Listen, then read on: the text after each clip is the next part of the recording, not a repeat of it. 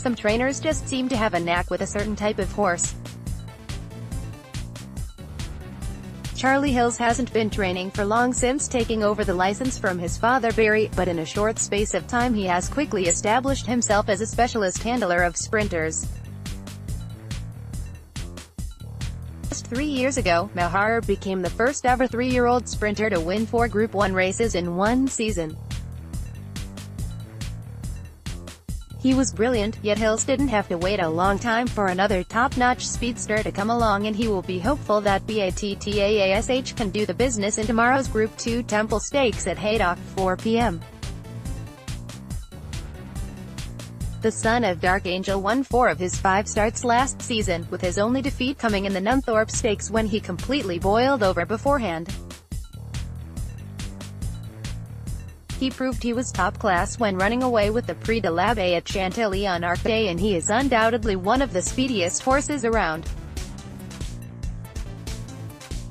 Tomorrow's Temple Stakes is a starting point for the season, but as we saw at York last week with Harry Angel, the cream nearly always rises to the top. This is the ideal stepping stone for Battaash before a potentially mouth-watering clash with Lady Aurelia in next month's King's Stand Stakes at Royal Ascot. He's a proper Group 1 sprinter, and even though he has to carry a penalty, he's 10 pounds clear on ratings of his nearest rival. I expect him to prove a class apart, so if you can find any even money, or a shade of odds on, the advice is to snap it up quickly. Catchy is the obvious danger, having pulverized his rivals at Chester a fortnight ago, but he is unbeaten on the Rudy and yet to win at Haydock in 4 starts.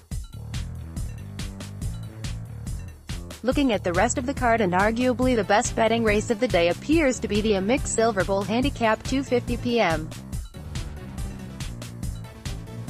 There are plenty lurking at the foot of the weights who could easily make a mockery of their current marks, which makes this contest a bit of a betting minefield. However, Tom Doscombe has his team in good order, and I cannot resist throwing a few quid each way on his FINNISTON farm at 20/1 with Coral. He ran well on his only 2 starts as a juvenile last season, including when winning at this venue on debut before running well in Group 2 company at Newmarket last July.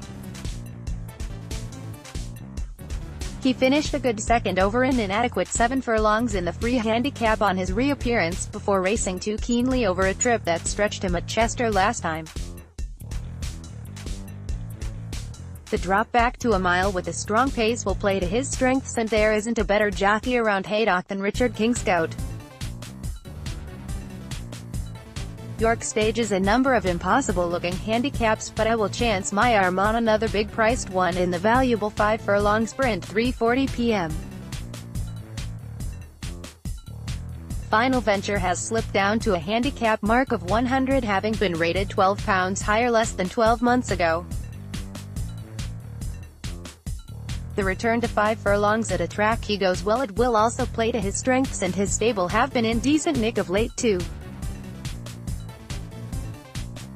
Of course, if you ran the race 10 times, you'd probably get 10 different winners, but that's reflected in his price, and at 14/1 with Coral I'm prepared to back him each way and take a chance. It's a big weekend in Ireland with the Irish 2,000 guineas, 4:10 p.m. tomorrow, and the Fillies equivalent, 4:10 p.m. on Sunday. Tomorrow's prize should go the way of Ellercombe, who ran a cracker to finish 4th in the English 2,000 guineas at Newmarket.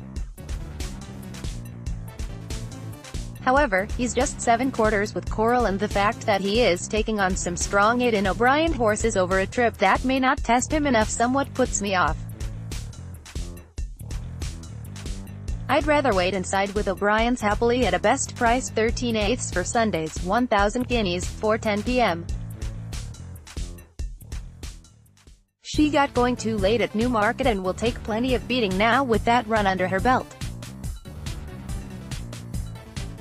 Pointers Finiston Farm EW 2:50 p.m. Haydock Saturday, Final Venture EW 3:40 p.m. York Saturday, Battaash 4 p.m. Haydock Saturday, Happily 4:10 p.m. Curragh Sunday.